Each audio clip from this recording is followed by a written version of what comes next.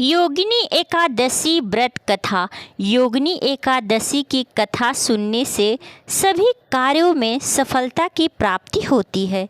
योगिनी एकादशी का व्रत आषाढ़ मास के कृष्ण पक्ष की 11वीं तिथि को रखा जाता है और यह तिथि आज है। योगिनी एकादशी का व्रत करने से आपके कई जन्मों के पापों का अंत होता है और आपको परम पुण्य की प्राप्ति होती है।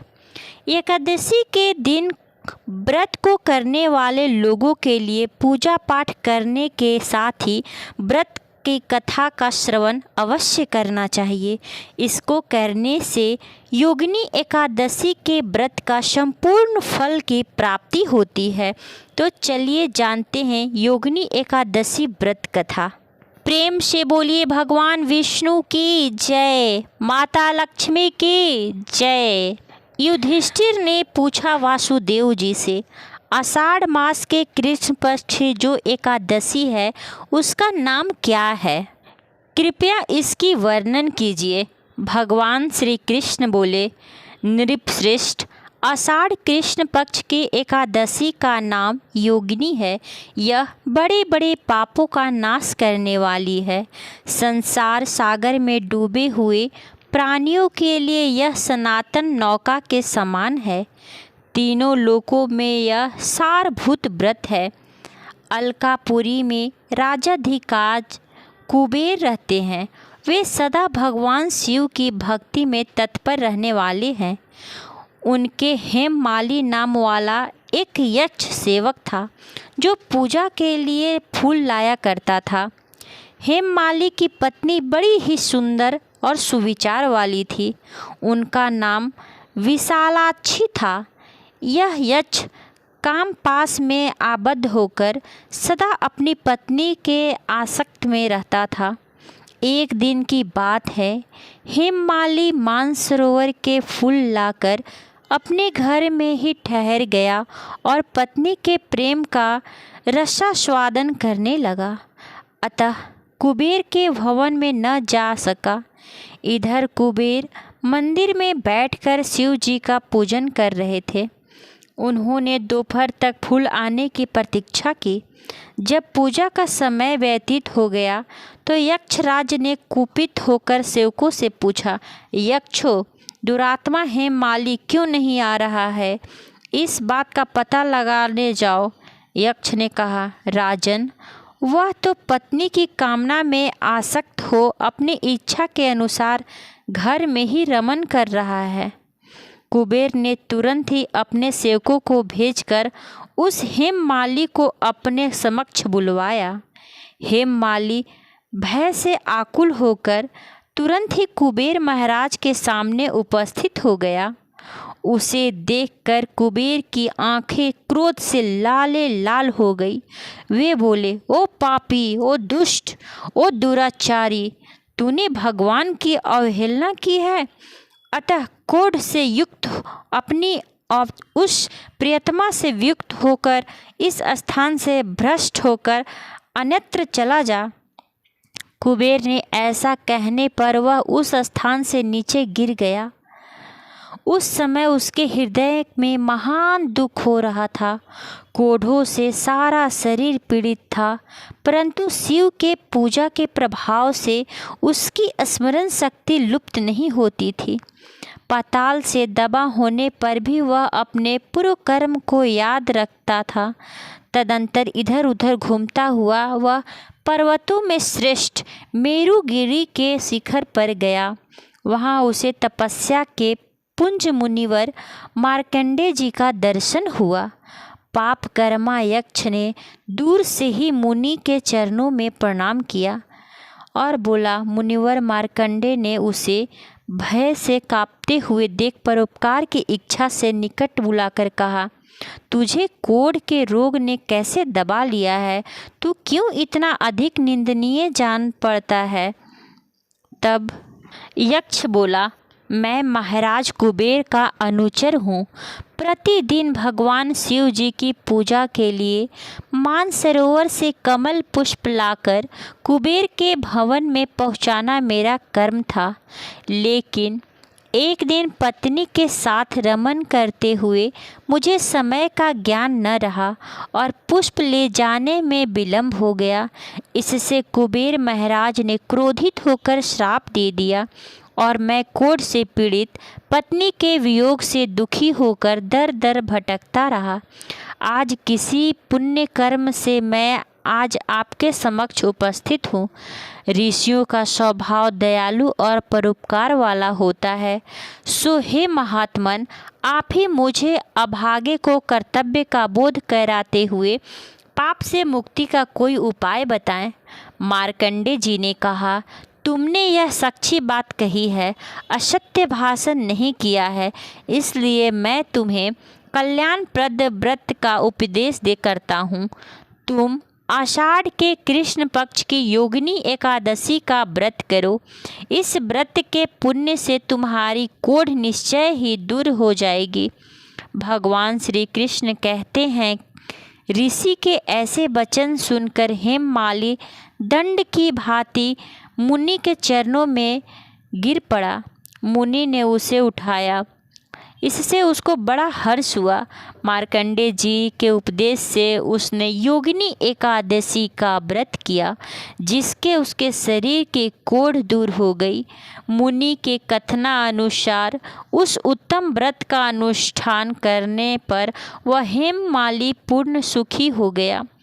नृपश्रेष्ठ, यह योगिनी का व्रत ऐसा ही बताया गया है जो 88,000 ब्राह्मणों को भोजन कराता है, उसके समान ही फल का उस मनुष्य को मिलता है जो योगिनी एकादशी का व्रत करता है। योगिनी महान पापों को शांत करने वाली और महान पुण्य फल देने वाली है। इसके पढ़ने और सुनने से मनुष्य के सारे पाप नष्ट हो जाते हैं, वह पापों से मुक्त हो जाता है और अंतोगत्वा मोक्ष की प्राप्ति होती है। जो भक्तजन इस कथा को सुनते हैं या सुनाते हैं, उनकी सारी मनोकामनाएं पूर्ण होती है और अंत में मोक्ष की प्राप्ति होती है।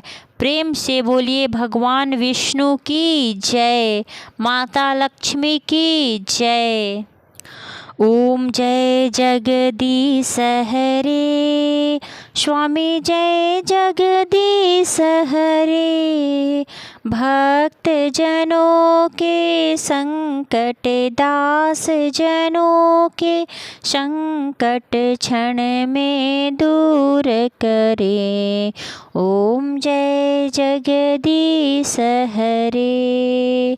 जो ध्यावे फल पावे, दुख बिन से मन का, स्वामी दुख बिन से मन का।